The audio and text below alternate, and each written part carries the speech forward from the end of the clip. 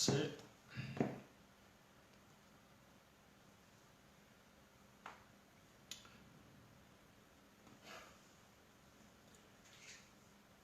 Salutations, salutations, salutations à tous ceux qui se connectent. Salut, salut, salut, Sandrine et Poupa, Franck, Laurence, Virginie Deloba, Fatouma, Ami, Annie, Kadjoani. Donc, on va pas tarder à commencer l'enseignement. Myriam, salutations. On va pas tarder à commencer l'enseignement. L'enseignement va être solide, comme tous les vendredis, comme tous les exaltations d'ailleurs. Donc, connectez-vous, connectez-vous. Salut à tout le monde, salut à tous ceux qui se connaissent. Gengeti, Bodo, Astrid Deloba, Eva Rachel, Danidan. Connectez-vous, connectez-vous. Et durant l'enseignement, vous allez partager l'enseignement. Naïké, Catherine. Vous allez partager l'enseignement et envoyer beaucoup de cœurs. Mouitou, Anani Wassé, Victoire, Nicolas, Philo. Donc, soyez attentifs à ce que nous allons dire tout à l'heure. Géraldine, Alfred, Valdemir Ballet. Salutations Valérie, à tout le monde, Geneviève. Donc, nous allons pas tarder à commencer l'enseignement. Pour ceux dont je n'ai pas, on va dire, cité les noms, Ngol, Belinda, Samuel, Madiguiche, Clovis. Donc, on va commencer l'enseignement. Nous sommes vendredi dans cette époque. Vendredi dans cette époque. Et vous avez dû voir le poster qu'on devait faire l'enseignement sur les apôtres. Y a-t-il encore des apôtres de nos jours?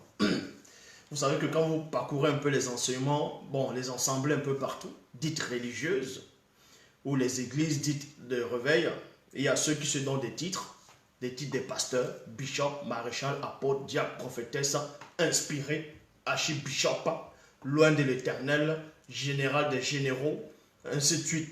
D'autres disent même qu'ils sont le bras droit de Dieu, le bras gauche. Bref, chacun va essayer de trouver un délire pour épater les auditeurs, pour épater ceux qui sont en face, pour frapper l'intellect de plusieurs personnes, mais ils savent en eux-mêmes qu'ils sont des tonneaux vides, des fontaines vides, dépourvues de l'eau potable. Donc ici, nous allons d'abord, premièrement, aller dans le livre de l'Apocalypse. On va vous donner la distinction entre c'est quoi les pasteurs, parce que vous savez qu'un pasteur, la définition d'un pasteur, c'est un berger, déjà un. Et certains pensent que quand on dit pasteur et quand on dit prophète, certains disent aussi qu'il y a une différence entre pasteur, prophète, apôtre, archibishop, ainsi de suite. C'est pour ça que vous allez voir, comme je dis, certains vont se donner des titres en pensant qu'en se donnant des titres, ils sont plus forts et plus élevés spirituellement. Or, c'est complètement faux. On va donc dévoiler le mécanisme ici. Donc, premièrement, dans le livre de l'Apocalypse, chapitre 2, verset 2 à 3 dans la Bible, il est dit « Je connais tes œuvres, ton travail et ta persévérance. » Il y a un point ici. Donc, on vous dit ici, l'Akisabé, donc on va appeler Jean dans les Bibles actuelles classiques, a eu une expérience hautement spirituelle, très élevée, très intense. Il est sorti de son corps physique. Il s'est retrouvé dans un plan spirituel très élevé. Et là-bas, il a vu plusieurs choses qui se produisaient de l'autre côté. Il a vu, bref, il y avait une entité. Dans la vraie version, c'est un veilleur, mais dans les Bibles classiques, c'est un ange qui le guidait. Mais beaucoup de gens ont confondu cet ange-là avec celui dont ils vont appeler Jésus-Christ ou Jésus de Nazareth. Ils disent que c'est Jésus qui est apparu à Jean à l'île de Patmos de l'Apocalypse 1. Or, parce que ce soi-disant personnage dit je suis l'alpha et l'oméga et le vivant, j'étais mort, voici je suis vivant au siècle des siècles, je tiens les clés de la mort du séjour de mort. Ça n'a rien à voir. J'avais démontré que ce n'était pas le Christ, ce personnage, c'était une entité qu'on avait envoyée. Mais bon, ici, on n'est pas en train de parler de ça. On va plutôt vous dire par rapport à l'Akisabé dans le livre de l'Apocalypse. Donc, l'Akisabé qui est Jean, selon les Bibles classiques, est sorti de son corps.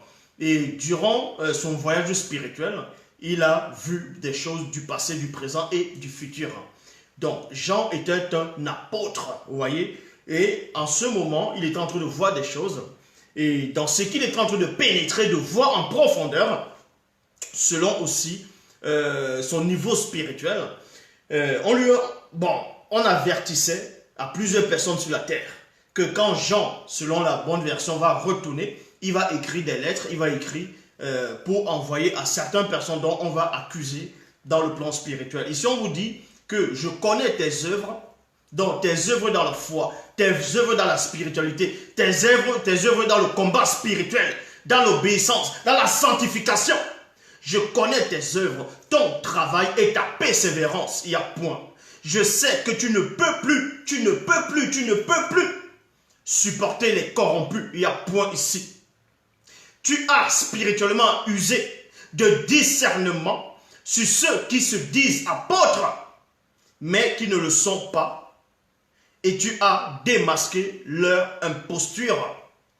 Et tu les as trouvés menteurs. Il y a point ici. Donc, dans le livre de l'Apocalypse, chapitre 2, versets 2 à 3, dans la Bible, on nous apprend que par l'intermédiaire de l'apôtre Jean, il devait avertir un groupe de personnes sur la terre, plusieurs personnes, plusieurs croyants déjà sur la terre, qui avaient néanmoins des portes d'entrée, vous voyez, et il devait fermer ces portes d'entrée-là. C'est pour ça qu'on vous dit ici que je connais tes œuvres, ton travail et ta persévérance. Je sais que tu ne peux plus supporter les corrompus.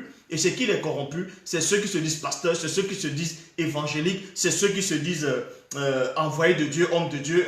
Bref, tous les titres qu'ils vont donner. Donc, on dénonce premièrement dans Apocalypse chapitre 2 qu'il y a un groupe de personnes qui prennent des titres d'apôtres, qui pensent être des apôtres, et ils vont séduire les gens, ils vont trafiquer la parole qui est déjà trafiquée pour venir induire des gens faibles, mentalement, psychologiquement, spirituellement faibles. On va les introduire dans l'erreur. Et d'autres gens vont dire qu'ils sont apôtres, qu'ils sont allés de l'autre côté, ils ont vu Dieu, ils se sont assis sur les cuisses de Dieu. Et d'autres vont venir raconter des hérésies, des balivernes. Donc vous voyez. Donc parce qu'ils ne connaissent même pas déjà c'est quoi un apôtre. Quelle est la fonction d'un apôtre? C'est quoi véritablement un apôtre? Qu'est-ce qu'il veut dire apôtre? Quel est le niveau spirituel d'un apôtre? Même selon les Bibles actuelles classiques, on va vous le dévoiler. Et beaucoup de personnes sont victimes des fausses traductions. Ils sont victimes de leur propre ignorance. Vous voyez? Quand ils vont lire dans le livre de Corinthiens, chapitre 12, au verset 28, je vais lire dans Bible Parole de Vie, dans 1 Corinthiens, chapitre 12, verset 28, il est dit, dans l'église, virgule, Dieu a placé au premier rang les apôtres, et il y a virgule. Et c'est là où vous allez voir des gens qui n'ont pas de substance spirituelle, vont vous dire, vous voyez, dans l'église, les plus puissants, c'est les apôtres. Les plus puissants, c'est les apôtres dans l'église. Mais on fait allusion à quelle église? J'avais déjà fait cette vidéo, une vidéo déjà par rapport aux apôtres. Déjà, ça fait des années, cette vidéo existe toujours sur YouTube. J'avais expliqué bel et bien que arriver au niveau des apôtres, c'est le niveau très élevé, très intense de la spiritualité. Vous voyez? Mais des gens confondent, quand ils lisent les Écritures, ils ne comprennent pas les Écritures. Ils vont vous dire ici que, parce que dans 1 Corinthiens chapitre 12, verset 28, il est dit que Dieu a placé premièrement dans l'église les apôtres et secondement les prophètes. C'est pour ça que cet état, ces mongols, ces assoiffés, ces menteurs, quand ils vont faire leur assemblée, ils vont faire leur église, les bâtiments, ils vont se dire non. 1 Corinthiens chapitre 12, verset 28 dit que ceux qui sont forts spirituellement, dont les plus grands, c'est d'abord les apôtres. Donc ils vont se donner le titre d'apôtre et ils vont choisir d'autres personnes qui vont dire toi tu es prophète parce que selon les compréhensions, un apôtre est plus puissant qu'un prophète. Et aussi selon les compréhensions, un apôtre est plus puissant qu'un pasteur. Ils ne savent même pas c'est quoi la définition d'un pasteur. Un pasteur c'est un berger. Et vous savez que le vrai Christ était un pasteur. Vous voyez aussi ça dans les Bibles classiques dans Jean 10. Donc il est le bon pasteur. Est-ce que parce qu'il était pasteur, Donc, les apôtres l'ont surpassé en tant que lui pasteur. Non, on va vous donner l'explication des Écritures. Donc, je dis ici, dans 1 Corinthiens chapitre 12, au verset 28, dans la Bible Parole de Vie, il dit, dans l'église, virgule, mais quelle église on fait allusion? On fait allusion à quelle église? Est-ce l'église depuis la création du monde, c'est-à-dire le corps de l'homme, du premier homme dont vous appelez Adam, ou bien le corps, c'est-à-dire l'église qui est le Christ? C'est ça le point d'interrogation et c'est ce que les gens n'arrivent pas à concevoir. C'est ce que les gens n'arrivent pas à pénétrer. Or, dans l'église, Dieu a placé au premier rang, les apôtres, virgule, au second rang, les prophètes, au troisième rang, ceux qui enseignent, donc les docteurs, ceux qui enseignent. Ensuite, il y a ceux qui font des fonctions extraordinaires, puis ceux qui ont le don de guérir, ceux qui ont le don de guérir, il y a point ici, il y a ceux qui aident les autres et ceux qui dirigent. Enfin, virgule, il y a ceux qui ont le don de parler en langue inconnue. Langue ici, c'est avec S. Donc, on va un peu résumer ce passage dans 1 Corinthiens chapitre 12, verset 28. Pour ceux qui sont encore dans l'ignorance, pour ceux qui sont encore c'est-à-dire dans la pénombre spirituelle, qui sont liés dans les chaînes de l'alliance occulte, qui ne comprennent pas les Écritures, qui ne sont pas assis dans les Écritures. Dans 1 Corinthiens chapitre 12, verset 28, fait allusion à quelle église, premièrement? À quel style d'apôtre qu'on va placer premièrement dans l'église? Un apôtre, c'est quoi? Premièrement, un apôtre, c'est un ministre. Un apôtre, c'est un ministre. Vous voyez, c'est comme on va dire, il y a le président. Dans une république, on va dire, il y a un président. Le président, maintenant, va choisir ses collaborateurs les plus proches. C'est ce qu'on va nommer ministre. Et c'est ce qu'on va aussi appeler dans la spiritualité sous le nom d'apôtre. Est-ce que vous comprenez? Et maintenant, parmi les ministres, il y a le ministre de la communication. Écoutez attentivement. Il y a le ministre de la communication. Et le ministre de la... C'est-à-dire, il est d'abord ministre. Et ensuite, il y a le ministre, c'est-à-dire, il devient ministre de la communication. Et la communication, c'est quoi? Tu vas vers le peuple, tu te mets à parler au peuple, tu dis au peuple ce qui arrive. Et c'est ça aussi la fonction d'un prophète. Donc, on va vous expliquer que vous pouvez être un prophète et en même temps apôtre et en même temps pasteur et en même temps docteur. Donc, quand on dit ici, dans 1 Corinthiens chapitre 12, verset 28, que Dieu a placé premièrement, dans l'église les apôtres, mais il faut savoir quels apôtres ont fait allusion. Est-ce les apôtres de ce que vous appelez Nouveau Testament? Est-ce les apôtres que ceux-là se donnent des titres maintenant en disant que les apôtres sont plus puissants que les prophètes?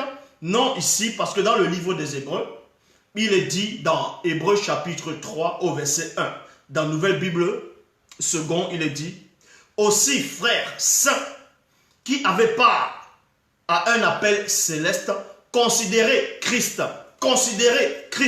virgule, celui que nous connaissons, que nous reconnaissons publiquement comme apôtre et grand prêtre. Il y a point ici. Donc on nous apprend que le Christ lui-même était un apôtre. Voyez, le Christ lui-même était un apôtre. Donc il est logique qu'on dise que Dieu place premièrement dans l'église, c'est-à-dire au premier rang, un apôtre. Parce qu'on ne va pas d'abord mettre un pasteur en premier ou bien autre titre en premier. On met d'abord un apôtre parce que le Christ est le ministre. Voyez, on l'envoie en tant que ministre. Et il avait plusieurs fonctions, il avait plusieurs facettes. Quand il vient dans le visible, quand il se dépouille. Donc il a la fonction d'un serviteur. Il a la fonction d'un ministre, c'est-à-dire d'un apôtre. Il a la fonction d'un berger, donc un pasteur. Il a la fonction d'un docteur, c'est-à-dire en même temps enseignant. Il a la fonction aussi d'un prophète, c'est-à-dire un torpédamoudi. Et comment donc on peut expliquer dans 1 Corinthiens chapitre 12, verset 28, que Dieu place premièrement dans l'église les apôtres. C'est-à-dire, on vous montrait, c'était une représentation symbolique. C'est-à-dire, c'était l'ordre établi. On vous expliquait comment ça se passe de l'autre côté.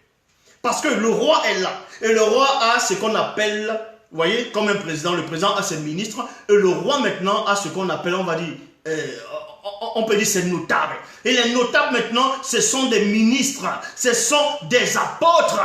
Ils ont la fonction des apôtres. C'est ça, premièrement. C'est en cela, quand on dit que Dieu établit d'abord dans l'église, premièrement les apôtres, mais il est logique. Mais quelle église? Ce n'est pas l'église sur la terre. Est-ce que vous comprenez? Ce n'est pas l'église de la terre, ce n'est pas l'église des bâtiments, ce n'est pas une église du corps, ce n'est pas la foi que vous avez, ce n'est pas dans le catholicisme, ce n'est pas dans le christianisme, ce n'est pas dans, bref, dans toute forme et sorte de religion ou de spiritualité. Ici, on explique l'ordre dans le grand ordre des choses, dans le spirituel, comment ça se place, un gouvernement, une loyauté, comment ça se produit. Donc, premièrement, on vous dit ici, que dans l'église, dans 1 Corinthiens, je vais relire, dans 1 Corinthiens chapitre 12, verset 28, que dans l'église, Dieu, on prononce d'abord, on dit Dieu, bon là c'est selon les Bibles classiques, on dit Dieu a placé au premier rang. Mais c'est logique, puisque Dieu va maintenant représenter ici, dans les Bibles classiques, le roi. Vous voyez, Dieu va représenter la fonction du roi ici, là. Ici. Et maintenant, ces sujets qu'il va mettre d'abord, dans le premier rang, c'est ce qu'on appelle les apôtres. C'est en cela où on dit ici, au premier rang, il met d'abord les apôtres. Secondement, il met les prophètes. Donc un apôtre peut toujours avoir la fonction d'un prophète. Est-ce que vous comprenez? Parce que le Christ était apôtre, c'est écrit. Il était prophète, c'est aussi écrit. Il était berger, donc c'est-à-dire pasteur, c'est écrit. Il était docteur, il était serviteur en même temps. Il était enseignant. Il avait plusieurs fonctions. En fonction de l'endroit où tu te trouves, c'est là où tu portes un titre. C'est là où tu prends c'est-à-dire une mission. Est-ce que vous comprenez? Donc, quand le Christ, selon les Bibles actuelles classiques, dans Jean 4, il va parler à la femme samaritaine, c'est-à-dire la femme de Ndongo, il va revêtir la fonction d'un prophète, c'est-à-dire d'un torpéda moudi. C'est-à-dire, il devient le prophète quand il parle à cette femme-là. Puisque la femme dit, je vois que tu es prophète. Donc, dans la conversation, il dévoile son identité à cette femme-là en tant que prophète. Parce qu'il va en mission. Il parle à cette femme-là en tant que prophète, alors qu'il est d'abord apôtre. Maintenant, dans Jean 3, quand il parle à celui que vous appelez Nicodème, il parle à Nicodème comme un vrai docteur. Un docteur. Il parle à Nicodème comme un docteur, comme un enseignant puissant. Donc il prend une autre facette. Est-ce que vous comprenez? Et dans Jean 10, le même Christ dans les Bibles actuelles classiques prend maintenant une autre fonction. Il ne prend pas la fonction d'apôtre dans Jean 10. Il ne parle pas de lui dans Jean 10 en tant qu'apôtre ou en tant que prophète. Il parle de lui en tant que berger, en tant que pasteur. Le bon pasteur. Est-ce que vous comprenez? Donc quand on dit ici, dans 1 Corinthiens, chapitre 12, verset 28, arrêtez de faire croire aux gens que c'est dans les bâtiments que les apôtres Paul, les gens comme les Paul, les gens comme les Pierre, les gens comme les Jean, les gens comme, on va dire Jacques, ainsi de suite, Jude, étaient plus puissants que les prophètes de ce que vous pensez être ou bien dire les prophètes de l'ancienne alliance. Non, c'est pas de ça qu'il est question. Donc, 1 Corinthiens chapitre 12 au verset 28, en train de rétablir l'ordre. Comment ça se manifeste les ministères? Comment ce n'est pas de l'ordre, ce n'est pas le désordre, c'est l'ordre. Est-ce que vous comprenez? Donc, le Christ ici, selon les Bibles actuelles classiques, va prendre plusieurs fonctions.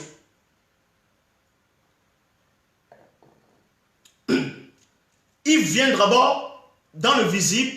Quand il vient, certains vont le reconnaître comme le Fils, comme un fils.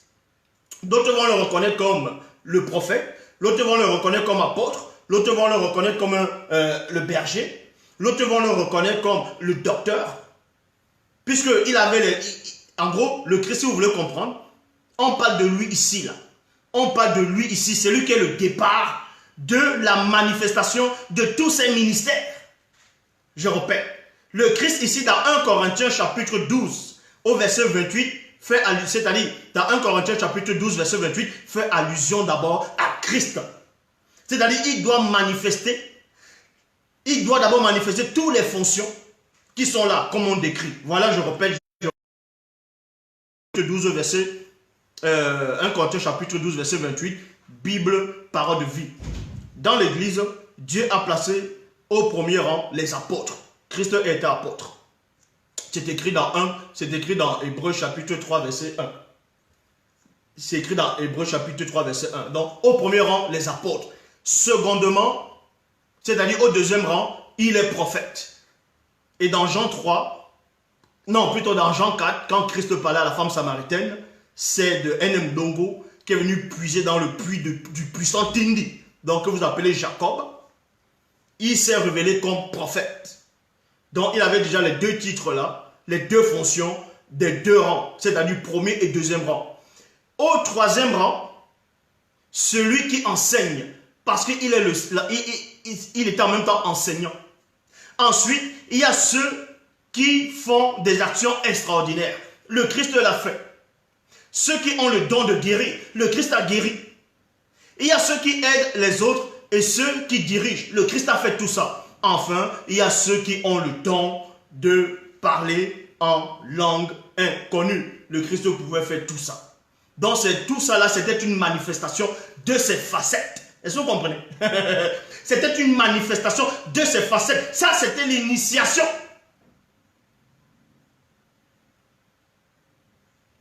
Et ensuite, dans Matthieu 11, 11, il est dit, Bible du semeur, vraiment, je vous l'assure, parmi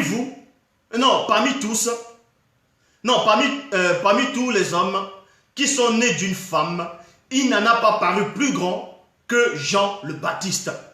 Et pourtant, le plus petit dans le royaume des cieux est plus grand que lui. Ça veut dire quoi? Jean-Baptiste, celui qu'on appelle Jean-Baptiste, son vrai nom c'est Jongwane. Jean-Baptiste, dans le visible, il avait la fonction d'un quoi? Il avait la fonction d'un prophète. On le reconnaissait comme un prophète. Quoique, on a envoyé quelques lévites dans les Bibles classiques pour lui demander qui es-tu? Es-tu le prophète? Et non, es-tu un prophète? Mais es-tu le prophète?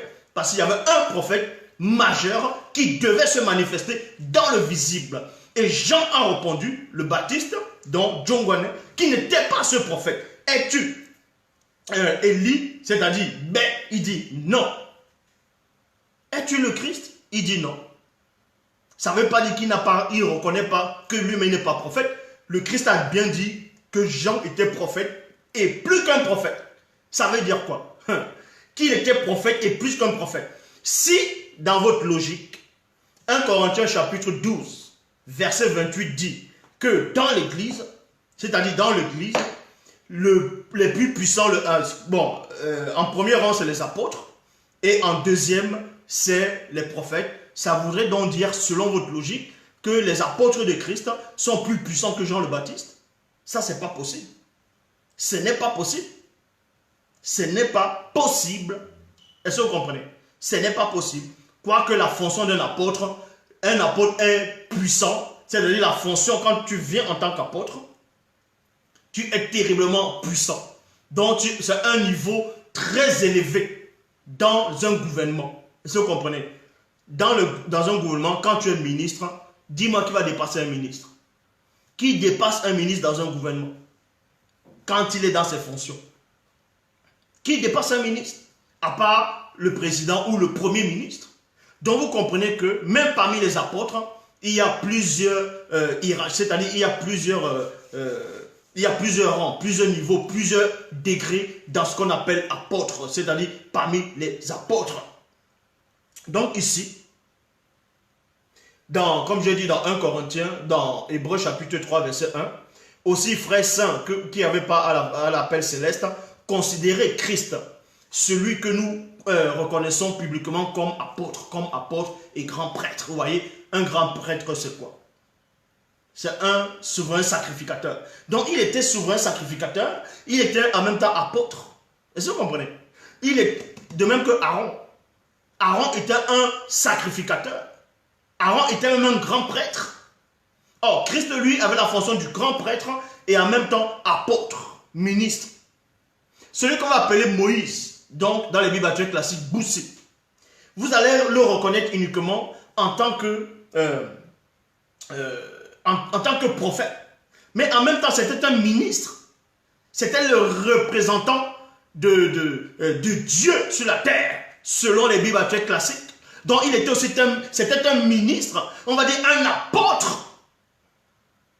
Donc vous ne pouvez pas comparer les apôtres qui ont été manifestés dans le Nouveau Testament, dans ce que vous appelez le Nouveau Testament, et les prophètes de l'Ancienne Alliance. Donc ici, on vous apprend que parmi tous ceux qui sont nés de femmes sur la terre, il n'en a pas paru plus grand que Jean le Baptiste. Il n'en a pas paru.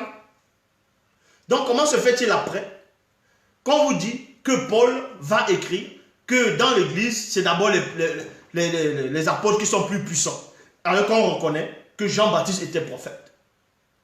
Or, on vous apprend bien avant que Jean-Baptiste, personne ne pouvait être plus grand que lui, parmi tous ceux qui sont nés de femmes, y compris Melchisedec.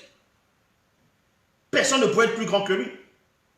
Que ce soit Paul, que ce soit Jean, que ce soit Pierre, que ce soit Thaddée, que ce soit Barthélemy, que ce soit tous ces apôtres de Christ, aucun d'entre eux n'a su passer Jean le Baptiste. Parce que le Christ le dit ici, parmi tous ceux qui sont nés de femmes, personne n'est plus grand que Jean le Baptiste. Cependant, le plus petit qui est le royaume des cieux, c'est-à-dire les anges, est plus grand que lui. Et tous les anges, ce sont des ministres. Est-ce que vous comprenez? Tout ce qu'on appelle les entités du grand ordre des choses, ce sont, on va dire, sont des ministres. C'est en cela où on les appelle les bas, c'est-à-dire les anges, on les appelle les bas mouloloma. Et les apôtres aussi, dans le visible, on les donne aussi le titre de bas mouloloma qui veut dire maintenant apôtre. Donc ministre, envoyé en même temps. Dans traduction Abbé Filion, il est dit, et plutôt dans la traduction Abbé Martin, il est dit ici, par rapport à Hébreux chapitre 3 au verset 1, il est dit, c'est pourquoi mes frères saints qui êtes participants à la vocation céleste, considérez attentivement Christ, l'apôtre et le souverain sacrificateur de notre profession. Il y a point ici. Donc, quand vous voyez des têtards, des gens qui pensent être des apôtres, mais un apôtre c'est quoi? Pour être apôtre, on te choisit d'abord dans le plan spirituel. Est-ce que vous comprenez? Un apôtre, vous pensez que un président qui a sa tête va aller dans la rue, va choisir n'importe qui pour être ministre? Donc vous voyez des gens qui viennent, ils se disent, non, je suis apôtre. Vous pensez qu'on devient apôtre comment? Que c'est un homme qui te choisit, et tiens, toi tu es mon apôtre, toi tu es mon apôtre. C'est pas comme ça que ça se passe. Vous pensez que sur la terre, quelqu'un se lève et dit, tiens, il faut que je devienne pasteur. Ah tiens, je suis pasteur. Pour être pasteur, on te choisit depuis le grand ordre des choses. Que ce soit pasteur, que ce soit apôtre, que ce soit docteur, enseignant, prêtre, c'est d'abord sont des fonctions spirituelles. Est-ce que vous comprenez? Donc si vous n'êtes pas dans la vérité, si vous êtes dans le faux, si vous acceptez adorer ce soi-disant Jésus, où il y avait Adonai, Elohim, Jéhovah l'éternel, celui qui n'existe pas, comment vous allez vous prétendre être des apôtres? Comment vous allez vous prétendre plutôt être des enseignants, des docteurs, des prêtres, des sacrificateurs, des docteurs de la loi? Mais comment? Puisque vous êtes tous dans le faux. Donc tous ces gens qui portent le titre des apôtres, le titre de pasteur, révérend, bishop, enseignant, loin de l'éternel, général ou général des généraux, ou peu importe les titres qu'ils vont donner, ce sont des menteurs. Je répète encore, il n'y a aucun pasteur, aucun homme de Dieu sur terre. Je répète, le Créateur n'a envoyé personne à part celui qui est en face de vous. Donc vous comprenez ici qu'on ne se lève pas le matin et on dit on devient apôtre ou bien enseignant. Non, c'est pas comme ça que ça se passe. C'est comme si quelqu'un va se lever dans une république, dans un pays, il dit moi je suis ministre. Et il va au quartier, il dit je suis le ministre de la Défense. Je suis ministre de la Défense. Mais qui t'a mis ministre de la Défense? C'est le président établi qui t'a mis ministre de la Défense. L'armée te connaît. Tu vas dire non, je suis le ministre des Finances parce que tu as combien? 3000 francs CFA ou 300 euros dans ta poche ou 300 dollars dans ta poche. Tu dis, ah non, je suis ministre de l'économie. On doit te nommer. On doit te nommer. On te nomme d'abord. Donc on ne doit pas s'auto-proclamer messager. Et c'est là ils vont venir, ils vont dire, Dieu m'a dit, Dieu m'a dit. Non, c'est Dieu qui m'a envoyé, c'est Dieu qui m'a donné mon ministère. Quel Dieu? Le soi-disant créateur dont tu dis être Dieu, il ne peut pas te dire que Dieu, même le mot Dieu, est faux, que Dieu, ça veut dire Zeus. Dieu veut dire Zeus. Donc c'est déjà, déjà le faux. Ce Dieu-là ne peut pas te dire que tu es déjà dans le faux, tu es dans le mensonge, les Bibles que tu lis sont trafiquées, le Jésus que tu crois, le Jésus de Nazareth, le Jésus, peu importe, le Yoshua, Amashia, que lui-même c'est une invention des faux juifs qui se prétendent être le peuple de Dieu. Donc ce Dieu n'est pas capable de vous le dire. Il est juste capable de dire, va libérer mon peuple, va, je t'ai choisi en tant que pasteur, je t'ai donné la révélation pour être apôtre, pour être prophète. Vous savez c'est quoi un apôtre? Vous savez la disposition spirituelle d'un apôtre? Vous savez la puissance qu'un apôtre a? En tant qu'apôtre, quand il remplit sa fonction? Donc, on vous dit ici, déjà comment on établit les apôtres, même dans ce que vous appelez dans les Bibles classiques. Vous allez comprendre que dans Essombé chapitre 54 au verset 8, Essombé 54 verset 8, il est dit, c'est pourquoi frères et sœurs, qui avaient part à la vocation céleste, considérez Jokisabé et le deuxième qui sont apôtres et grands prêtres de l'Oba, de la foi que nous confessons. Dans Koudoumane chapitre 23 verset 1 à 3, ici, c'est le choix des apôtres. Mais quand vous lisez dans les Bibles classiques, on vous dit que quand le Christ allait choisir les apôtres, il y avait beaucoup d'adeptes, beaucoup de disciples. Beaucoup de disciples, beaucoup d'adeptes. Il est allé sur la montagne, il a prié toute la nuit. Et le matin, il est venu, il a choisi 12 apôtres. 12 personnes auxquelles il a donné le nom d'apôtres. Et maintenant, quand vous lisez même dans Jean 17, par rapport à la prière sacerdotale, il dit quoi? Je n'ai perdu aucun de ceux que tu m'as donné. On vous dit d'abord que le Christ lui-même a choisi les apôtres. Mais dans la prière sacerdotale de l'initiation, il donne encore la révélation que, soi-disant dans les Bibles classiques, que c'est Dieu qui a choisi les apôtres. Que c'est Dieu qui a établi les apôtres. Parce que quand on établit un apôtre, il a l'onction. Un apôtre a le cachet, il a le mandat. Est-ce que vous comprenez? Du spirituel. Ça se voit en lui. Il n'est pas dans la négation, il n'est pas dans l'antiphrase, il n'est pas dans l'antivérité. C'est ça un apôtre. C'est un ministre. Il a l'autorité spirituelle. Pas cet état, ces mongols. Ils sont là, ils disent, ah, je suis apôtre. Ils sont là, ils disent qu'ils sont apôtres. Ils ne savent même pas c'est quoi un apôtre. Ils viennent raconter des inepties, du n'importe quoi. Donc, dans Koudoumane chapitre 23, verset 1 à 3, il est dit, en ce temps-là, Jokisabé se rendit à la montagne pour prier. Et il passa toute la nuit à prier l'Oba. Et durant la nuit, virgule, dans les Bibles classiques, on ne vous dit pas ce qui s'est passé durant la nuit. Quand le Christ, c'est-à-dire le vrai Christ, Jokisabé, et non votre faux Jésus-Christ là, il est en train de prier. On dit ici, durant la nuit, les Ebadambodima Moudima Bobé, c'est-à-dire les satyres, les démons en forme de bouc, prirent la fuite à cet endroit, à la vue de Jokisabé, où se trouvait la montagne. Et dès que le jour fut manifesté, il appela ses adeptes et il en choisit 12 parmi eux, auxquels il donna le titre de Ba, c'est-à-dire de Namuloloma, c'est-à-dire apôtre.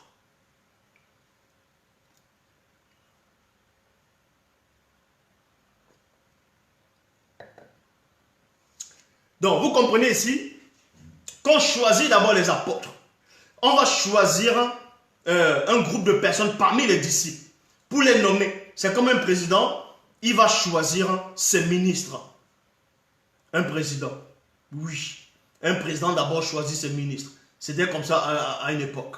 Maintenant, dans certains pays, ce n'est même pas le président qui choisit, c'est le premier ministre. Mais toujours est-il que le président nomme quand même un ministre. Donc, et quand il va les nommer, on les donne maintenant le titre de ministre. Mais en les donnant le titre de ministre, ils sont néanmoins ministres mineurs. Parce qu'il y a apôtres mineurs et apôtres majeurs. Est-ce que vous comprenez? Donc, on va les nommer. Ici, là, on les nomme en tant que ministres. Mais on devait toujours les initier. Vous voyez, ça se passe dans le secret. Quand on a nommé les apôtres ici, on leur a donné le titre d'apôtre, la fonction d'apôtre. Mais ils ne pouvaient pas encore exercer le pouvoir des apôtres. Ils devaient passer par une autre forme d'initiation en tant qu'apôtres. Ce qu'on les enseignait maintenant était différent de ce qu'on les enseignait quand ils étaient encore des simples disciples. Est-ce que vous comprenez? Donc, on vous dit ici, et dès que le jour fut manifesté, il appela ses adeptes et il en choisit 12. Parmi eux, auxquels il donna le titre de Namololoma, c'est-à-dire apôtre. Maintenant, qu'est-ce qui s'est passé durant ce jour-là? Qu'est-ce qui s'est passé pendant cette période-là? Pourquoi il a nommé 12 apôtres? Pourquoi il a nommé 12? Parce que les gens vont dire que le Christ a nommé 12 en fonction des 12 tribus d'Israël. Or, j'ai toujours démontré qu'il n'y avait pas 12 tribus. Il y avait 13 tribus. Puisque Tindi, celui que vous appelez Jacob, Yekuba, Yaakov, dans les Bibles actuelles classiques, n'avait pas 12 enfants. Il en avait 13. Oui, puisqu'il y avait Dina. Il y avait sa fille, Moubakwedi. Donc, dans le livre des prophètes, chapitre 4, verset 1 à 4, on vous dit ici, à la période où Jochebed se rendit à la montagne pour prier là-bas, toute la nuit, virgule, et que le jour fut manifesté, il appela ses adeptes, virgule, et il en choisit 12. Parmi eux, auxquels il donna le titre de Namololoma, c'est-à-dire apôtre, point. Mais, pendant,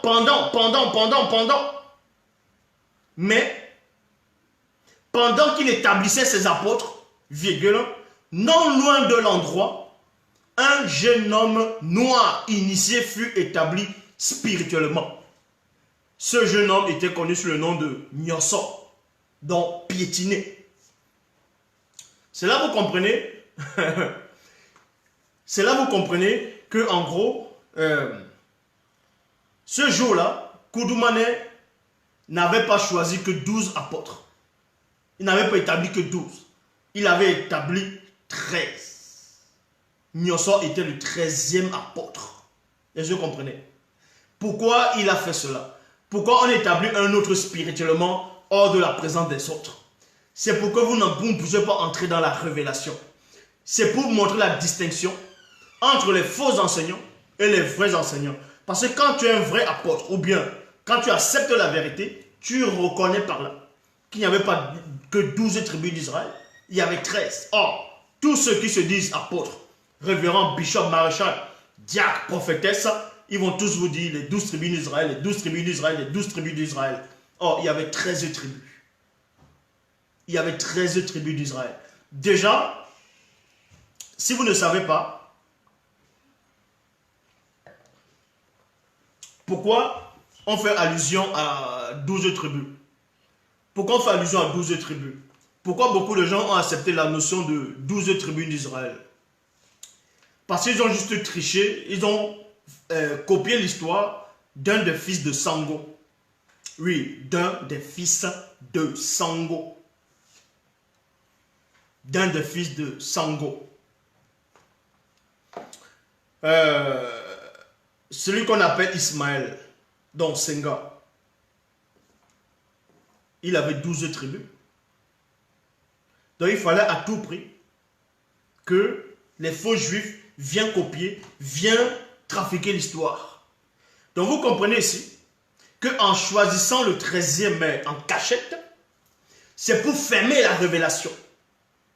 Pour que les gens qui se prétendent être des enseignants, des pseudo-enseignants, des pseudo-pasteurs ou révérends, bishops, apôtres, ne puissent pas voir, ne puissent pas entrer dans la révélation.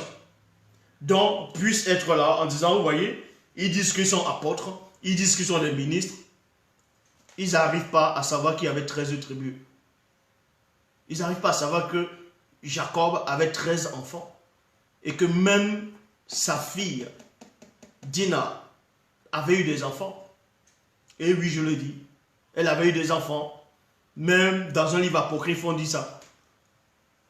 Donc, il avait 13 tribus. 13. Et c'est là vous comprenez ici. Et c'est même pour ça que quand le Christ choisit 12 apôtres, voyez, il choisit 12 apôtres. Écoutez attentivement, vous allez comprendre quelque chose. Il choisit 12 apôtres. Et lui, il est parmi les apôtres. Quand on compte les gens, on voit 13 personnes. Est-ce que vous comprenez? Christ avec les 12 apôtres, quand il y a 12 personnes qui marchent avec lui, on voit 12 personnes.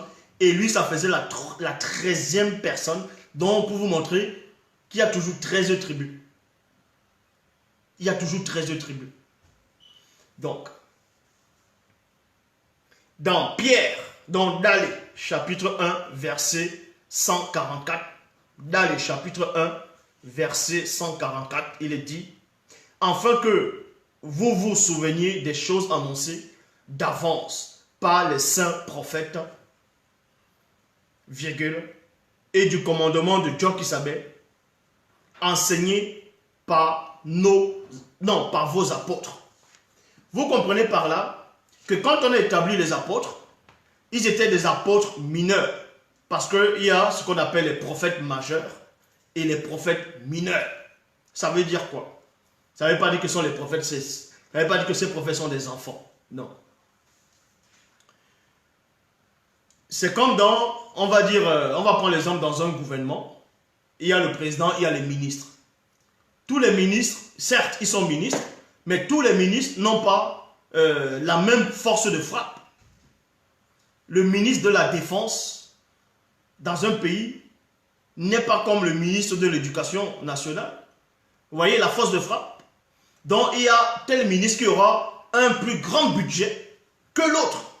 Parce que tu as peut-être un budget de, on va dire, 200 millions, peut-être d'euros, ou bien, on va dire, 300 milliards de francs CFA. Et l'autre ministre a un budget de, on va dire 200 millions de francs. Mais celui qui a le budget des milliards, est déjà plus puissant que l'autre. Donc, il y a ministre et ministre.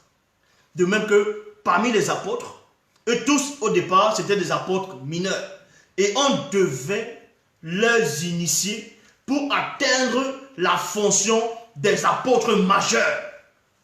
Exactement comme Jochebed. Exactement comme les Boussi, comme les mecs.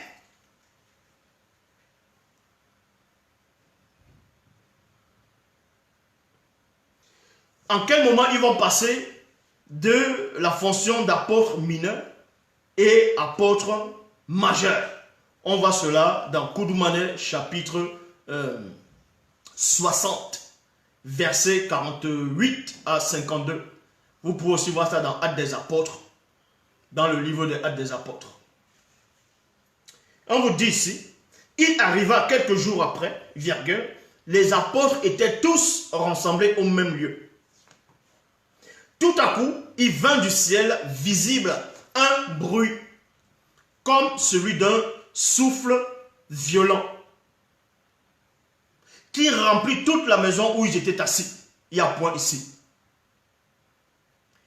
Il vit alors apparaître sous forme de phrases et de mots pareils à des flammes de feu. Elles se séparèrent et elles se posèrent une à une sur chacun d'eux. Il y a point ici.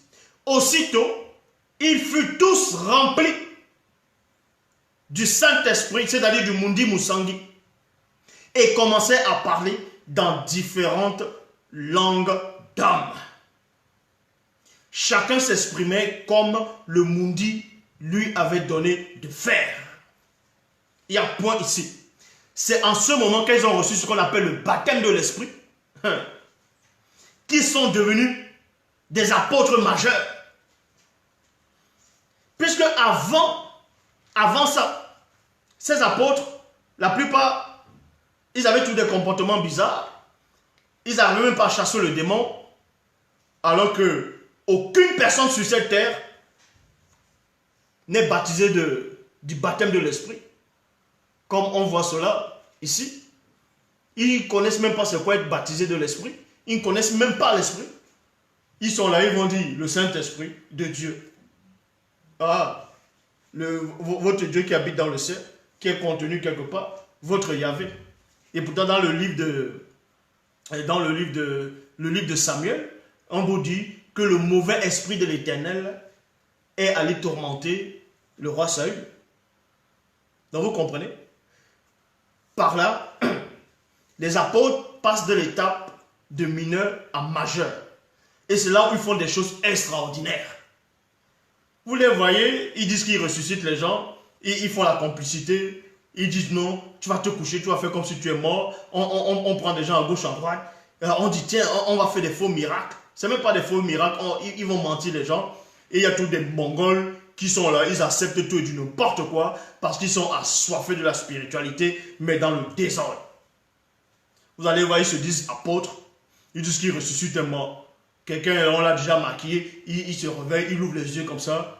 On dit non, il saute. Il dit, wow, le miracle, l'homme de Dieu a fait des miracles, l'apôtre a fait des miracles, le révérend a fait des miracles. Quel miracle?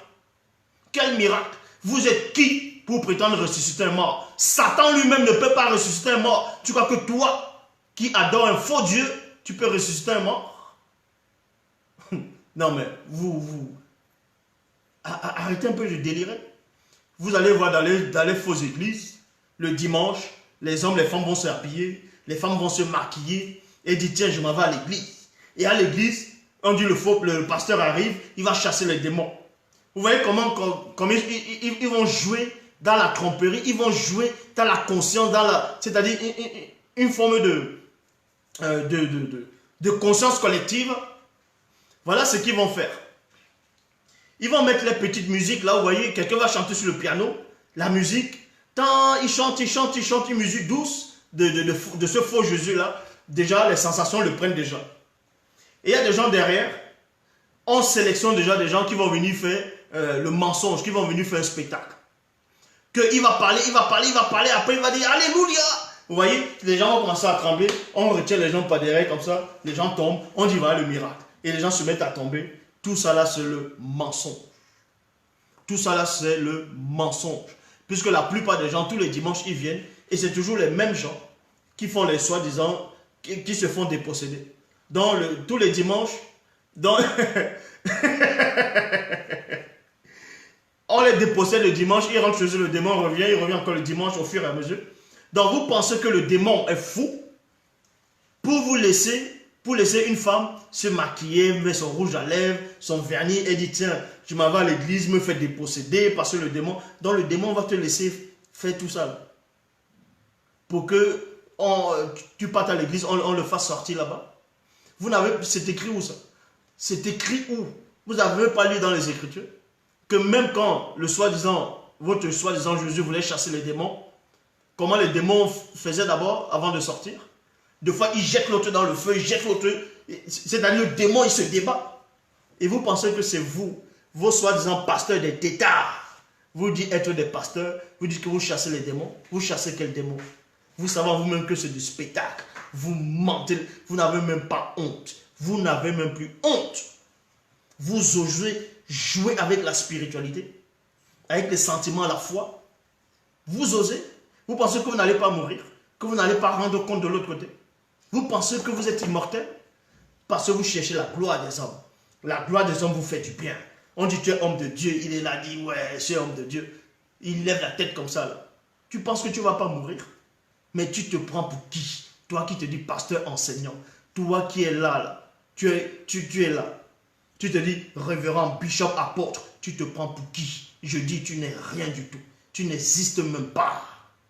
D'où d'où on se manifeste, tu n'existes pas. Est-ce que tu comprends? Donc, on vous dit ici que dans Koudoumane 60, verset 52, quelque temps après, les apôtres parcourirent les territoires de Ouassemoutonga, c'est-à-dire Afrique centrale, et annonçaient la bonne nouvelle aux non-initiés, excepté aux blancs et aux sans-mêlés. Il y a point ici. Les apôtres ici, là, après le baptême c'est-à-dire quand ils ont reçu la sainte présence, ils sont devenus des apôtres qualifiés, dont les apôtres majeurs. Ils pouvaient aller partout maintenant, là, c'est-à-dire ils pouvaient aller enseigner, affronter les gens. Est-ce que vous comprenez? Puisque avant, celui qu'on appelait Pierre, il avait peur de mourir pour la foi. Puisqu'il a dit qu'il ne connaissait pas le Christ, il a renié. Là, parce qu'il était encore un apôtre mineur. Il était un apôtre mineur. Mais quand il a reçu le baptême, mais ce n'est pas le même Pierre là qu'on arrêtait, on mettait en prison et il ne fouillait plus. C'est pas eux maintenant qui résistaient aux autorités. C'est pas eux. Donc les gens ils sont là, ils confondent. Ils ne savent même pas c'est quoi avoir la sainte présence, c'est-à-dire dans le baptême. Vous savez comment ça se manifeste quand vous êtes baptisé de l'esprit? Comment ça fait dans votre corps, dans votre esprit? Vous pensez que vous allez... Non mais sérieux. Ils sont là, ils inventent des histoires. Ils disent, non Dieu m'a dit. Ils inventent des fausses visions. Il y a le Mongol qui est là-bas là, en Côte d'Ivoire qu'on appelle Kakou Philippe. Il vient raconter des hérésies, des inepties. Qu'il est le dernier, que en gros, à part lui, il est le dernier prophète. Mais tu sais c'est quoi être un prophète? Tu sais c'est quoi un prophète? Un prophète, vous pensez qu'un prophète c'est quoi? Quand on se lève le matin, on devient un prophète. Un prophète dans la langue originelle, c'est-à-dire le doigt là, c'est Moutorpeda Mundi. Moutorpeda Mundi. Je dis bien, Moutorpeda Mundi. C'est-à-dire que le Mundi, la sainte présence est en toi. Est en toi. Et quand tu parles, c'est avec précision. Oh, tu ne tâtonnes pas. Tu ne tâtonnes pas. Vous allez les voir. Ils vont faire des faux, pas des faux miracles. Ils vont abuser des gens naïfs là-bas dans les faux assemblées. Et ces gens-là, ils ne comprennent rien. Non, mon prophète a dit. Mais tu n'as même pas honte quand tu dis ton prophète a dit. Ton prophète. Ah, ton prophète. Donc Jésus, ton soi-disant Jésus n'est pas ton prophète dans l'église, c'est lui ton prophète. Non, le prophète a dit, il ne faut plus faire ça. Mais qui l'a nommé prophète? Vous savez c'est quoi un prophète? Ils sont là avec la gorge, ils sont là comme s'ils mangent, ils sont tout maigres, ils ont les gros ventres. Vous savez c'est quoi un prophète? Vous connaissez l'aura d'un prophète? La puissance d'un prophète? D'un apôtre? D'un vrai pasteur? Ils sont là, ils minimisent ce qu'on dit pasteur. Vous savez c'est quoi un pasteur? Vous pensez que les pasteurs c'est quoi? Ceux qui vont dans les églises, ils ouvrent la Bible, ils se mettent à dire, ah, Dieu a dit, oh, ils se mettent à bénir les gens. Ça c'est ça les pasteurs? C'est ça un pasteur? Il dit non, mon pasteur dans l'église. C'est quel pasteur ça? Vous savez c'est quoi un pasteur? Un pasteur c'est un berger. Est-ce que vous comprenez? Et pour être un berger, en tant que berger.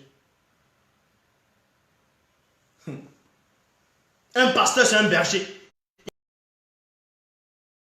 C'est un guide. C'est un protecteur. C'est quelqu'un qui se met à la brèche.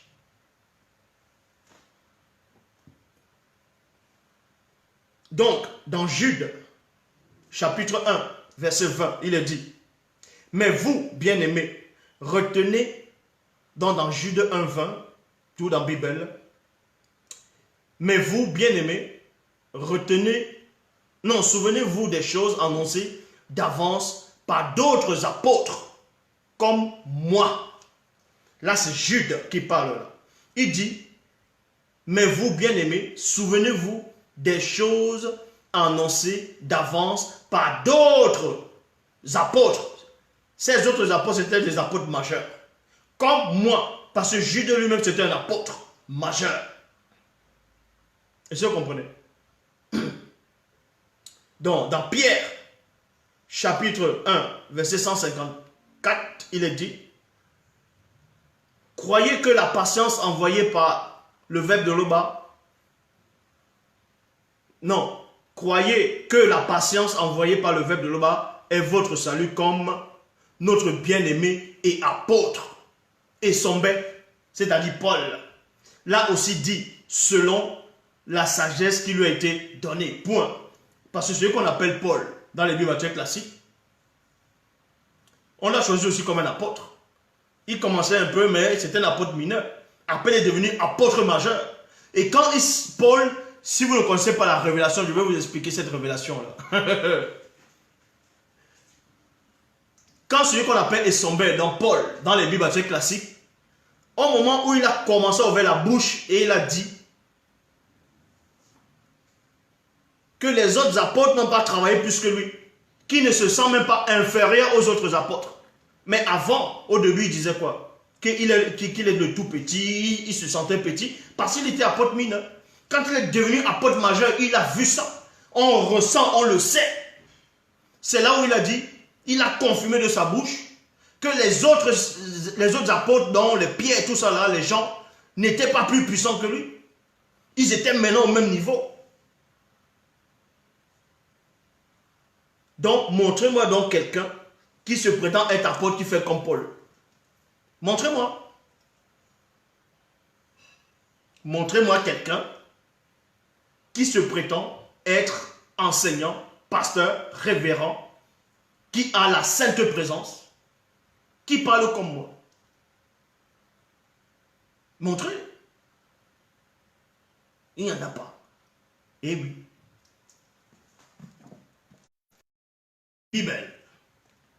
Quand la tempête, on se lève pas le matin et on dit Dieu m'a dit.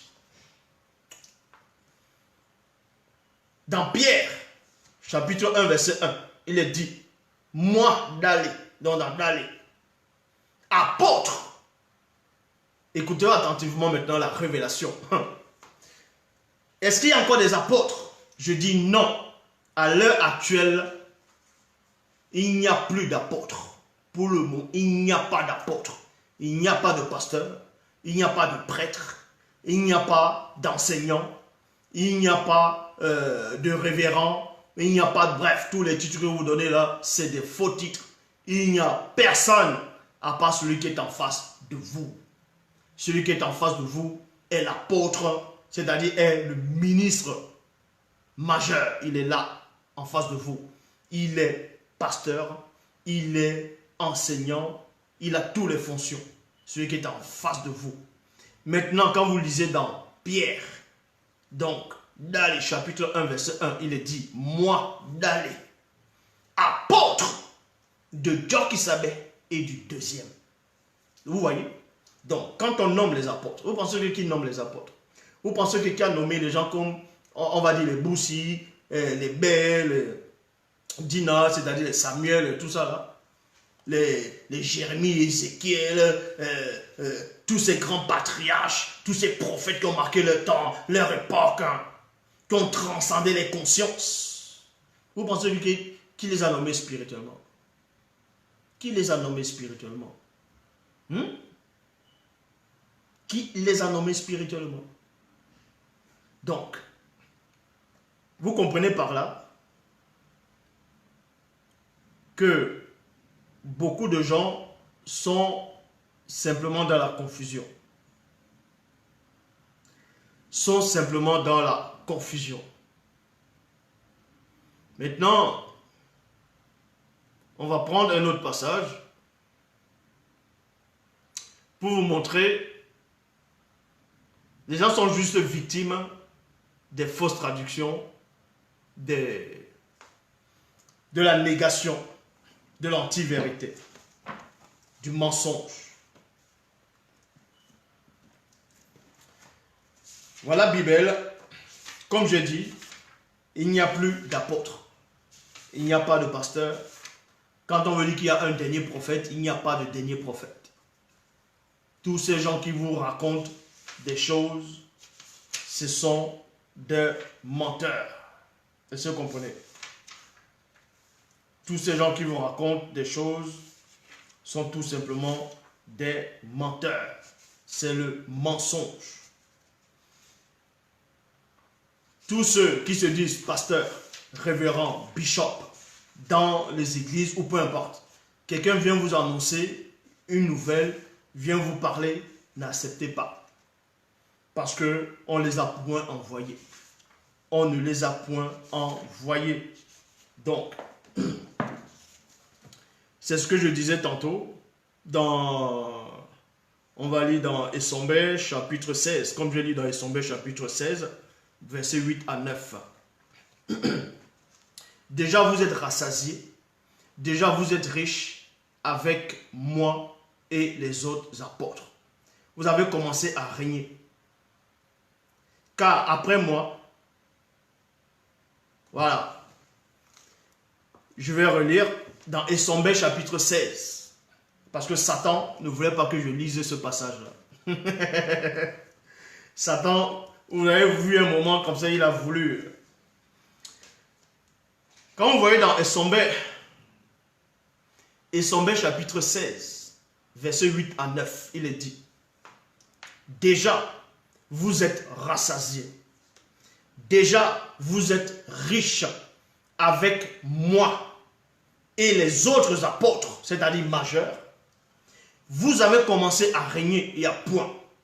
Car après moi, dont Essombe parle, car après moi, et ainsi que les autres choisis par Dieu qui savait, à son temps jadis, virgule, et quelques-uns qui ont été désignés par le Mundi en notre temps-ci, virgule. Je m'arrête dans la virgule d'abord. Celui qu'on appelle Paul dans les livres actuels classiques, il dit que après lui, écoutez attentivement, celui qu'on appelle Paul, il dit après lui. Il dit après lui, il n'y a plus de prophète, excepté ce que Dieu qui savait a établi à son époque visible. Et à l'époque de Sombé où il parle, il y a d'autres aussi qui ont été établis après lui. Toujours par le Mundi. Mais qu'après ces gens-là, il n'y aura plus d'apôtres. Est-ce que vous comprenez? Et Sombé dit qu'il n'y aura plus d'apôtres. Je relis. Déjà, vous êtes rassasiés. Déjà, vous êtes riches avec moi. Et les autres apôtres. Il y a virgule. Vous avez commencé à régner et à point. Car après moi, et ainsi que les autres choisis par Dieu qui savait, à son temps, c'est-à-dire parler des Dalé, des Lakisabé, ainsi de suite. Et quelques-uns qui ont été désignés par le Mundi en notre temps-ci, virgule, il n'y aura plus d'apôtres après nous, virgule. Il dit ici, il n'y aura plus d'apôtres après nous. Ça veut dire quoi ici? Quand il dit il n'y aura plus d'apôtres après nous, ça veut dire il n'y aura plus de prophètes, il n'y aura plus d'enseignants, il n'y aura plus de pasteurs, ainsi de suite. Il n'y aura plus de docteurs. Parce qu'on vous dit quoi? La révélation, on met d'abord un apôtre. Écoutez attentivement, on met d'abord un apôtre en premier dans l'église. C'est ce qu'on va appeler, on va dire, un ministre, le premier ministre. Et maintenant, c'est le premier ministre qui doit choisir les autres ministres. Vous voyez? C'est ce qu'on appelle le chef du gouvernement. Donc, le ministre en chef, dont l'apôtre d'abord, en fonction en chef, doit choisir les autres ministres. Tant que il n'y a pas le ministre, c'est-à-dire le premier ministre, ben, normalement, il n'y a pas de gouvernement. On doit choisir un premier ministre pour refaire son gouvernement. En gros, vous comprenez ici que il n'y aura plus d'apôtres après nous, virgule, excepté ceux connus que le deuxième voudra nommer. Est-ce que vous comprenez? Excepté ce connu, voudra nommer parce qu'il a le pouvoir et le droit de réhabiliter la fonction d'apôtre à son temps. Point. Et d'aller dans la révélation, dans Pierre, chapitre 1, verset 1, moi d'aller, virgule, apôtre du Dieu qui s'appelle et du deuxième. Donc vous comprenez par là que si ce n'est pas Dieu qui s'appelle, c'est le deuxième qui établit. Et les deux établissent en même temps. Ça veut dire quoi? Donc vous pensez que je suis fou quand tout le temps depuis je dis il n'y a pas d'apôtre, il n'y a pas d'enseignant, je suis le seul enseignant. Vous pensez que je suis fou pour dire ça? C'est moi qui décide d'établir un pasteur, un apôtre, un prophète ou peu importe. C'est moi qui décide. Pas le monde dit, bien entendu. Donc quand je dis il n'y a plus d'apôtre, il n'y a plus d'apôtre. Il n'y a pas de pasteur, il n'y a pas de pasteur. Donc tout ce qu'ils font dans les religions, les églises là, tout ça c'est la mascarade. Je dis bien, ce sont des idolâtres. Quand vous lisez dans ce qu'on vous appelle l'Ancien Testament, dans ce qu'on disait l'Ancien Testament, on parlait du peuple d'Israël dans l'Ancien Testament. On disait le peuple d'Israël, on parlait des Philistins, des Amoriens, des Jébusiens, des Gigasiens, des Éphésiens, bon, des Amolicites, tout ça, là, ces noms-là. Et on disait que le peuple d'Israël, selon les Bibles classiques, était le peuple de Dieu. Et que les autres, eux, ils adoraient les faux dieux. Si vous voulez comprendre, c'est la même époque ici. Là. La même époque, c'est quoi? C'est que le seul enseignant, le seul prophète, le seul apôtre, le seul pasteur, le seul berger, le seul enseignant est en face de vous. C'est la bergerie ici. Donc, vous là, qui croyez en Loba, que Loba m'a véritablement envoyé dans cette époque qui est le passé, néanmoins qui est votre présent, vous êtes tous dans la grâce. Ça veut dire quoi? Vous êtes tous dans la grâce. Et maintenant, donc vous êtes, on va dire, sortez dans l'abri. Vous êtes comparé à ce qu'eux vont dire le peuple d'Israël. Donc c'est-à-dire le peuple de Tindi. De Tindi. Et maintenant, les autres religions, ils sont en train d'adorer des faux dieux. Ce sont des idolâtres. En gros, à partir d'aujourd'hui, c'est comme ça qu'il faut voir ces choses-là. Dans les églises dites révélées, ce sont des adorateurs de démons là-bas. Ils adorent un bois, un morceau de bois. Ils adorent quelqu'un qu'ils ont inventé. Quelqu'un qu'on va appeler Jésus de Nazareth, Jésus-Christ, ou bien on va appeler Yahvé, Adonai, Elohim, Jéhovah l'Éternel, peu importe. Ils vont faire des débats, dans les propres débats, eux là-bas, là, ils vont se contredire entre eux là-bas, c'est les problèmes là-bas. Ils sont tous dans le faux. Toutes les religions sont caduques. Toute forme de spiritualité. Même si on vous dit que les Noirs, certains Noirs vont venir, vont dire, ils sont des initiés, on les a initiés dans les trucs des ancêtres. Il faut aller devant le cimetière, il faut prier tes ancêtres, il faut prendre le culte des crânes, que parce que les ancêtres faisaient ça, ils versaient de l'huile. Tout ça, c'est des idolâtres, c'est de la sorcellerie. Je le dis ici. Donc, toute forme de spiritualité qui ne vient pas de celui qui est en face de vous, toute forme de soi-disant vérité, toute forme d'histoire, toute forme de, on va dire, de révélation qui ne vient pas de celui qui est en face de vous, considérez ça comme faux. Est-ce que vous comprenez? Considérez ça comme faux. Exactement comme ils ont écrit dans les propres Bibles que Moïse parlait au peuple d'Israël, que le peuple d'Israël ne devait pas se mélanger avec les autres nations parce qu'ils sont en train d'adorer les faux dieux et ils adorent les dieux des montagnes, ils adorent les dieux des forêts, ils font le mal. C'est la même chose. Vous vivez cette période-là. Tout ce qu'on appelle les chrétiens, les croyants, peu importe, il y a tout le monde dans le monde, ils adorent des choses inventées. Des choses inventées que les yeux en train de voir, c'est-à-dire des images, des représentations, des symboles. Vous voyez? eux, ils ont que des symboles. S'ils n'ont pas de symboles, c'est pas possible. Ils ont besoin de symboles. Or, dans la spiritualité ancestrale, dans la spiritualité pure, vous n'avez pas besoin de symboles. Heureux celui qui croit sans avoir vu. Vous voyez, toute forme de religion, ils vont toujours avoir une sorte de totem. Soit c'est une cabane, soit c'est un morceau de bois, soit c'est une pierre, soit c'est un chapelet, soit c'est, on va dire, un arbre, ainsi de suite. Vous voyez? Or, ici, là, c'est pas ça. Vous avez quel symbole? C'est la vérité. C'est tout. Vous allez représenter la vérité comment? C'est par vos œuvres. C'est pas la foi. C'est comment vous vivez. C'est ça. Donc, ne vous dérangez pas. Ça a toujours été. Même au temps de Dieu qui savait, il y a toujours des gens qui adoraient des faux dieux. Il y a des gens qui adoraient des démons en pensant qu'ils sont dans le vrai. En pensant qu'ils sont dans le vrai. En pensant qu'ils sont dans le vrai. Donc, vous voyez que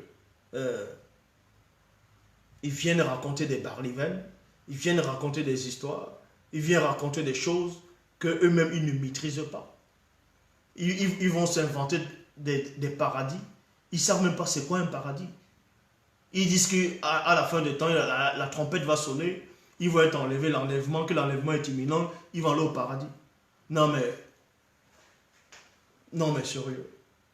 Comment tu vas aller quelque part que tu n'as jamais vu? Hein? Écoutez attentivement, quand on dit selon les Bibles classiques, on dit à Moïse, je vais t'envoyer dans un pays où coule le lait et le miel. Les gens là vont dire, wow, il y a un pays où le lait et le miel coulent. Vous voyez? Parce qu'ils n'ont pas la révélation. Depuis quand dans un pays le lait et le miel coulent là-bas? Vous avez vu un pays où le lait et le miel coulent? Ça veut tout simplement dire que quand on dit le pays où le lait et le miel vont couler, c'est parce qu'il y a beaucoup de vaches là-bas qui vont produire du lait. Il y a des abeilles là-bas qui vont donner le miel. On n'a pas dit que les miels vont sortir des murs, des arbres ou bien des rochers, des cailloux, que le lait coule comme ça. Et les gens ils sont là, ils vont croire n'importe quoi. Vous pensez que c'est des science-fiction ou quoi? Et quand on dit à Moïse, va, je vais t'envoyer dans le pays où coule le lait et le miel, vous pensez que quand l'esprit te dit, il ne t'explique pas comment c'est là-bas, là. Il t'explique où tu vas. Nous disons ce que nous savons et là on rend témoignage de ce qu'on a vu. Donc quand on te dit que tu vas aller au paradis, on te donne l'aperçu du paradis. Dans ton esprit va savoir l'aperçu du paradis. Mais quelqu'un qui veut voyager, tu vas aller dans un pays maintenant. Ce n'est pas comme avant, on va dire les explorateurs, ils disent tiens, on va aller dans tel pays, on va aller naviguer. Non, ils ont quand même fait des recherches. Essayer d'examiner comment c'est là-bas avant d'aller s'y installer. Vous pensez que le paradis c'est comment? Vous allez aller dans quel corps? Le décor du paradis c'est comment? Il y a du goudron là-bas. Il y a les nuages là-bas, c'est comment? Hein? Vous pensez que au paradis vous êtes ici là? Celui qui est peut-être dans un autre, loin de l'autre côté, vous allez le voir ou bien vous n'allez pas le voir. Vous allez d'abord marcher pour aller le rencontrer là-bas. Vous ne savez même pas comment c'est la déco du paradis. Ils vont juste vous expliquer qu'il y a des arbres, il y a des fruits. C'est beau, c'est beau. C'est beau de quoi? Explique comment c'est beau. Explique. Tu marches où? Sur de la poussière, sur du sable, sur de l'or. Tu fais comment? Ils vont dire c'est la foi. Quelle foi? Nous disons ce que nous savons et là on rend témoignage de ce qu'on a vu. Donc, n'ayez pas peur. N'ayez pas peur. Je vous le dis ici en direct. L'Oba existe. Il est hors de l'existence. Je suis le seul enseignant. Je suis dans votre époque qui est le passé, mais ici c'est votre présent. Ce n'est pas un délire. Tout ce que je dis est vrai. Tout le reste est faux. Satan sait ce qu'il fait. En tout cas, le Mundima Bobé sait ce qu'il fait. N'ayez pas peur. N'ayez même pas peur de mourir. Une fois que vous acceptez ce que je dis, vous avez foi en ça. Vous appliquez à respecter la loi. N'ayez même pas peur de mourir. Que vous allez mourir, vous allez aller ouf. Ça va être comment? Quand on va te mettre dans le cercueil, ne dis même pas, et si tu t'es trompé? Tu t'es pas trompé. N'aie pas peur. N'aie pas peur. Je dis bien, n'aie pas peur. Ne doute même pas un seul instant. Ne doute même pas. Vous avez la compréhension, vous avez la réflexion. Vous êtes capable d'analyser, de voir ce qui se passe. Examinez en vous-même. Interrogez votre propre esprit. Entrez dans la méditation. Vous allez voir que entre ce que moi je dis et ce que tout le reste dit dans le monde, toute forme de spiritualité, de trucs, vous examinez selon la logique même. Vous verrez que qui c'est qui dit la vérité. Quand vous me voyez, c'est la vérité que vous voyez. Tout le reste, c'est mensonge. C'est pour ça qu'ils sont nombreux. C'est pour ça qu'on va dire qu'ils sont nombreux. Parce que vous êtes où, on va dire, dans la réalité de la chute, dans la réalité de l'anti-vérité. C'est où l'anti-vérité se propage. Donc voilà. Il n'y a plus d'apôtres. Il n'y a plus de pasteurs. Il n'y a plus de prophètes. Il n'y a plus d'enseignants. Il n'y a plus de docteur, à part celui qui est en face de vous. Et je suis la seule personne qui a le pouvoir de désigner et d'établir un pasteur, ou un apôtre, ou un prophète, ou un docteur. Mais quand tu établis, tu l'inities d'abord. C'est comme ça. Mais Jockey Sabé, il a fait la même chose. Il établit et ensuite il les initie. Je suis le seul à rendre quelqu'un initié. J'ai trop parlé là. L'Oba se glorifie toujours. Bon, il est quelle heure? Est-ce qu'il est tard pour... Bon. Il y a la conférence. Il y a les questions-réponses pour ceux qui vont se connecter. Vous allez vous connecter à questions-réponses.